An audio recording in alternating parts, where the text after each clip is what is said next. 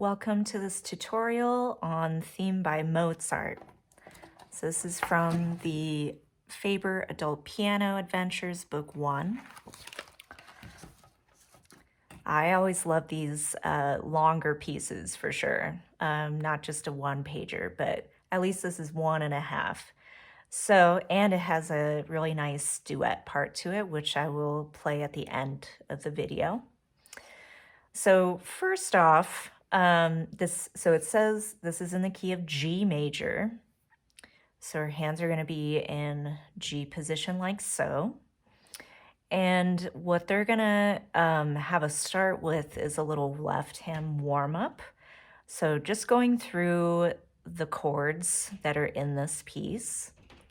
So we have at the top there, we have a G major that's broken, bottom, middle, top, together, which is blocked. And then there's another type of chord called a G sus4, 5, 2, 1, together, G major, G sus4, G. So the reason why it's called G sus4 is because, so normally when we do a G major chord, it looks like this with the third of the chord in the middle. But instead, we replace that with the C, which is 1, 2, 3, up a fourth from G, so hence the 4 that's in that chord name, and then keeping the D. So it kind of provides kind of like that popish chord that can resolve to the third, providing a really nice cadence, really nice sound. But we're going to stick to G and G sus4 for this whole piece. Okay, so since we're talking about the left hand, take note there's a lot of these ties over the bar. So technically holding for 5 beats, since we're in 3/4, which means 3 beats per measure, quarter note gets the beat.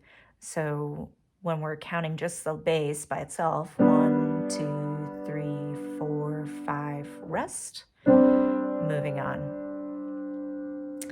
So having that 5 beat timing for the bass line.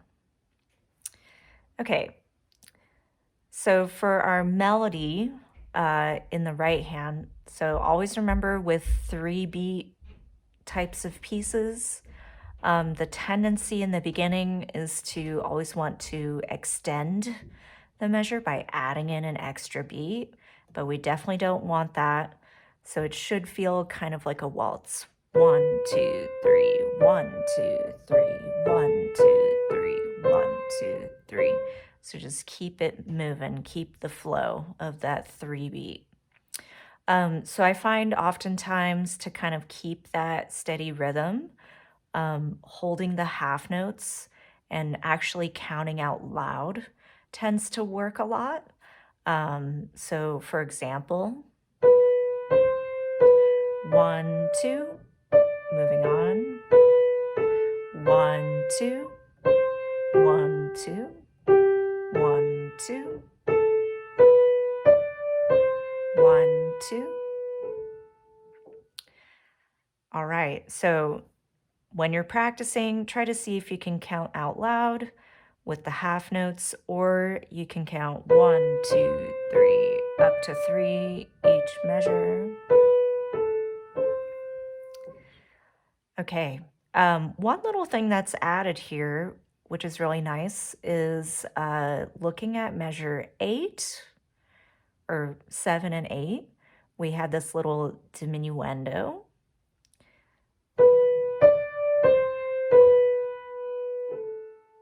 So not treating the B, A in the same manner, right? So more, less, you're kind of tapering off with the phrase and then going into the next part.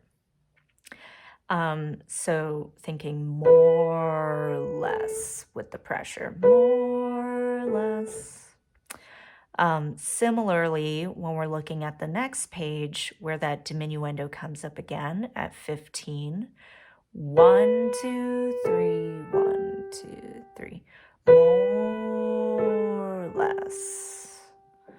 So practicing those by itself, or actually practicing the whole slur that comes with the diminuendo. So in this case, you would go back to 13. 1, 2, 3, 1, 2, 3, 1, 2, getting less, 2, 3. So try to practice those on its own is definitely very beneficial. And then keeping in mind for majority of the piece, at least what's indicated here, it only tells us mainly mezzo piano and mezzo forte. So it's not like a huge difference in sound. So keeping that in mind as you're playing through the piece, it should sound pretty peaceful, hence the mezzo piano and the mezzo forte. And then the left hand definitely gets its melody on its own at 17. And this is a bit louder with the mezzo forte. 1, 2, 1, 2. 1, 2. And then together, a little bit less, etc. All right, a few measures to take note of and to practice on their own would be when both hands are doing that same rhythm together. So I'm looking at measure 13 to 16, and then it repeats again at the end of the piece, the last 4 bars. So this gets a little tricky because if we're looking at 13 through 16, again, the melody is going into the next line, and factoring in the rest in the left hand as well. So kind of anticipating what's coming up can be a little tricky at first. So this part would sound like this at 13.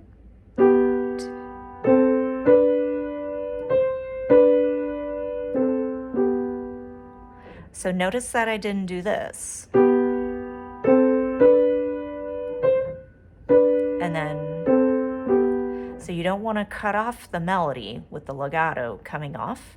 So you want to dig in, leaning into that C, B.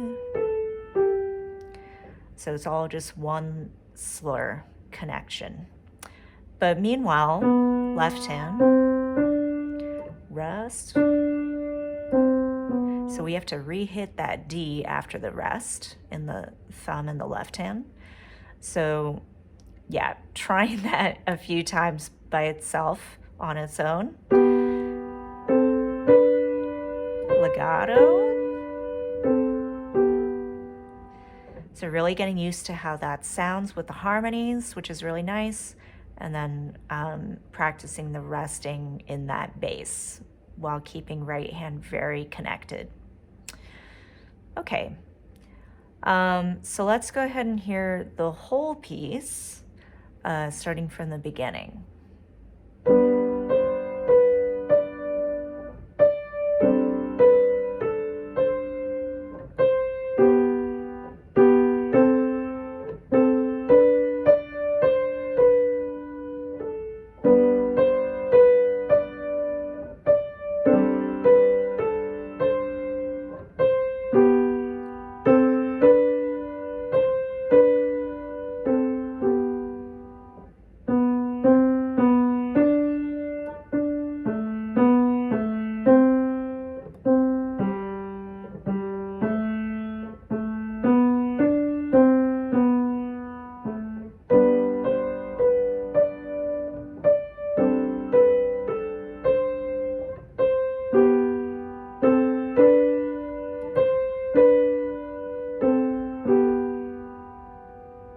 So at the end, also not forgetting about the writ that's there at the very last, second to last bar of the piece. 2, 3, 1, 2, 3, 1, 2, 3,